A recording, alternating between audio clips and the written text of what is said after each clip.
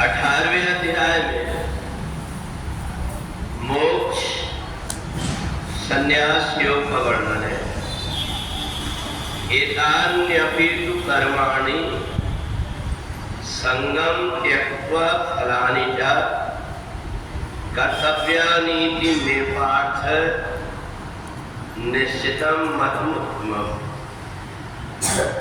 भगवान कहते हैं केवल दो चीज छोड़ दी जाए, कर्म करने वाला मैं हूं और मेरे को इससे क्या फल मिलेगा। ये दोनों चीजें छोड़ करके व्यक्ति जब कर्म करता है तो संसार में सभी प्रकार के कर्म करता हुआ भी उसके बंधन में नहीं पड़ता।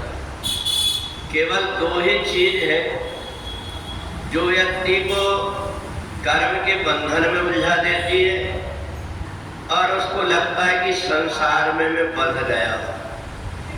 आदमी को ये लगता है कि मैं नहीं रहूंगा तो काम कैसे होगा, ये कर्तापन का अभिमान है उसका। उसको ये लगता है कि मैं नहीं रहूंगा तो फिर कैसे होगा, ये कैसे चलेगा।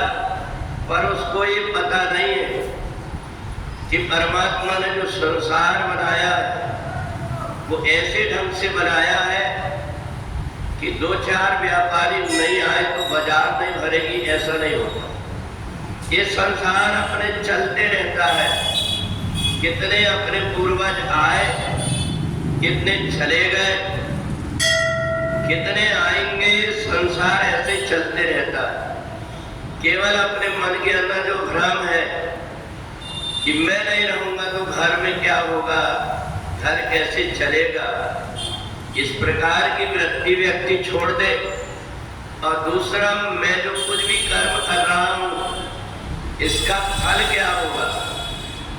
केवल व्यक्ति अगर ये समझ ले मेरा काम कर्तव्य कर्म करने का है, इससे ज्यादा मेरा और कुछ नहीं है, क्योंकि होए सोई जो राम रचिरा था, जो होना है उसको मेरी सामर्थ्य नहीं है कि मैं रोक सकूं।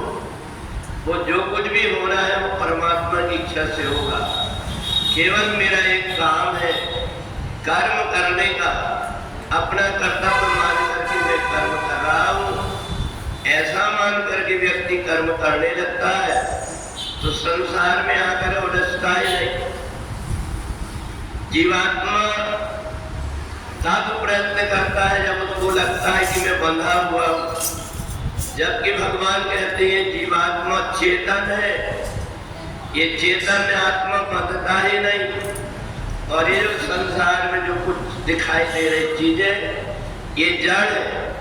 भले तुम मोबाइल को अपना कहो पर मोबाइल तुम्हें कभी अपना कह ही नहीं सकता। वो चाहे जहां चला जाए वहीं प्रसन्न रहता है। केवल अपने अंदर भ्रम है, ये मेरा है करके हमने जड़ वस्तु को मान लिया है। और इसलिए जब कभी कोई वस्तु घूम जाती है तो हम बैठ करके रोने लगते। वो वस्तु कभी किसी के लिए नहीं रोती। ऐसे ही अपने भी धारणा अगर हमने बना लिया, संसार की जड़ वस्तुओं को अपना कहना छोड़ दिया, जो कुछ भी जैसी परिस्थिति आई उसमें जीने की आदत बना लिया, ऐसा व्यक्ति नित्य स्वतंत्र है। न उनको जन्म मरण के बंधन में मत पड़ना पड़ता है, न कर्म के जाल में उलझ करके स्वर्ग और नरक जाना पड़ता है। और इसलिए समझदार व्यक्ति जो कुछ भी कर्म करता है कृष्ण अर्पणमस्तु करके और उससे मुक्त हो जाता है। रात्रि में मैं सोया, सुबह उठूंगा कि नहीं उठूंगा, इसलिए आज ही अपना हिसाब पूरा कर लूं, ऐसा मान करके जो व्यक्ति समझदारी से अपने कर्म का हिसाब बना करके रख लेता है उसके लिए कोई जन्म और मरण नहीं है, उसके लिए कोई बंधन और मुक्ति नहीं है।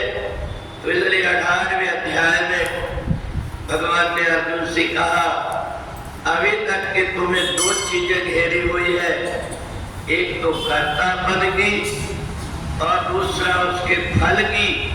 इसका परिणाम क्या होगा? इन दोनों को छोड़ दो, तुम अपने आप मुक्त हो, या ज्ञान और भ्रम भी मिट जाए। बोल वृंदावन बिहारी लाल।